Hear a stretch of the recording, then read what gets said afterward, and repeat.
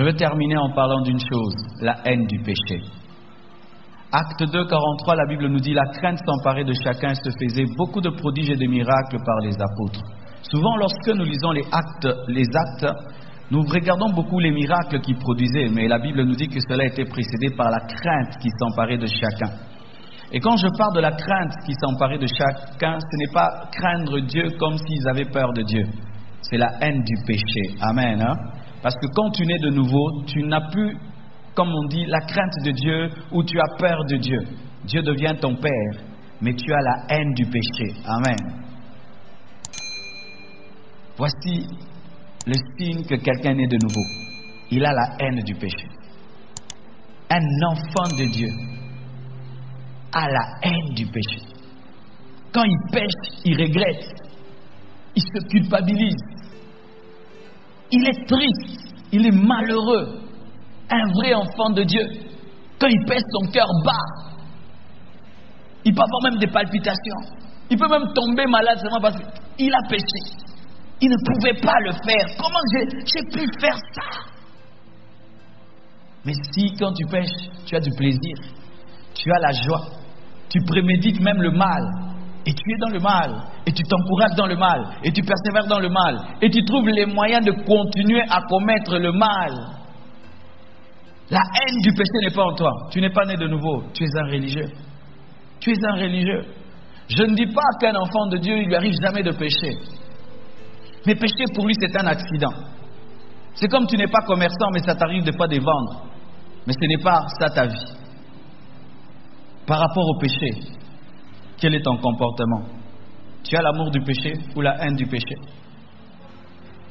Un vrai enfant de Dieu a la haine du péché.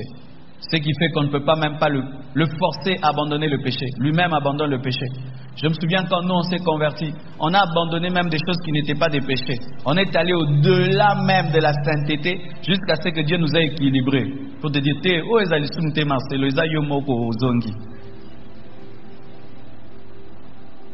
je me souviens quand je me suis converti, je ne m'habillais plus bien. Je m'habillais mal. Je ne voulais pas qu'une sœur puisse me trouver beau. Je trouvais que si une sœur seulement me trouve beau, je suis une occasion de chute. Alors j'étais tout le temps en niaou, tout le temps en uniforme, très sale. Comme ça, je suis vilain et les sœurs ne me voient pas. Jusqu'à ce qu'un jour, Dieu me parle au travers de ma mère. Ma mère m'invite à l'accompagner en ville et je porte des babouches et une grosse culotte et un gros polo. Je commence à l'accompagner à aller en ville. Elle me dit, tu vas où? Je dis, oh, mais je t'accompagne. Comme ça. Je dis, oui. Dieu voit l'intérieur, il ne voit pas l'extérieur. Je dis, oui, mais tu es un prince aussi, tu peux bien t'habiller. Je dis, oh, mais c'est vrai, hein? Bien aimé, je suis allé récupérer à 12h toutes mes chaussures. Je me suis bien habillé et on était des extrémistes dans notre église. Quand je me suis habillé, les frères ont dit, Marcelo, tu vas à une fête? J'ai dit non, je m'habille bien à l'occasion des rires. Ah, non, Marcelo a abandonné Dieu, il veut séduire les frères. Oui? On était des TTS, des gens qui ne brossaient pas les dents. Donc tu trouves, oh, tu n'as même pas le temps de brosser les dents parce que le matin, Rekamamamaya, Kabababa. Ok, classe, Zongi, Olumbamabe, Sogo Kangetalio, Jésus revient bientôt. Ben, on était comme ça. Je vous assure. Et au début, quand j'ai commencé à bien m'habiller, je sentais comme si je péchais. Je me dis, c'est pas trop beau? Ah, Seigneur, pardonne-moi, pardonne-moi. On exagérait même. Une sœur te donnait bisous. Je t'assure, bonjour ma sœur. Oh, tu viens comme ça. Oh Dieu, pardonne-moi, pardonne-moi, j'ai donné une bise à une sœur. Je vous assure. Mais toi, tu dis que tu es né de nouveau. Déjà, toi-même, tu commences à t'équilibrer toi-même. N'en fais pas trop, hein. Non, un né de nouveau, il exagère. C'est souvent ça. Il devient d'abord un TTS trop spirituel. Et plus il grandit, Dieu commence à lui donner la maturité. Quelle est ta relation avec le péché? Et quand je parle de la haine du péché, tu ne forces pas ça. Tu as de la haine. Tu regardes les CD que tu écoutais, tu commences à casser. Tu commences à déchirer les posters. La copine là, elle n'est plus jolie. Tu dis, oh. Tu vois comme une normale, elle ne brille plus. Oui, quand quelqu'un est de nouveau, tout ce qui brillait ne brille plus. Ça devient de la boue. Je t'assure, ce qui t'attirait ne t'attire plus. Tu te poses même question, mais qu'est-ce qui m'attirait dans ces choses? Est-ce que tu as déjà vécu ça? Si tu n'as pas encore vécu ça, tu n'es pas né de nouveau. Tu n'es pas né de nouveau, tu es un religieux.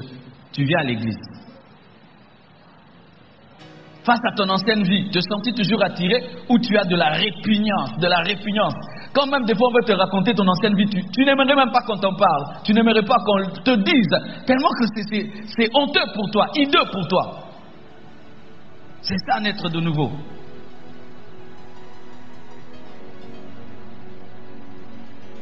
Quand on est de nouveau, il n'y a pas de grands et de petits péchés. Même les tout petits péchés. Même quand tu penses mal, tu te culpabilises. Quand tu parles mal, tu te culpabilises.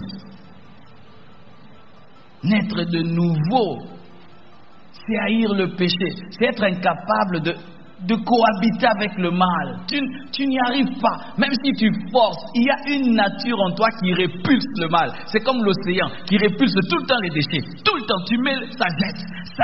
Est-ce que tu as une telle nature qui jette toujours les péchés? Qui jette? Ou le diable sait que même si tu t'amènes à pécher, tu vas demander pardon. Il sait déjà.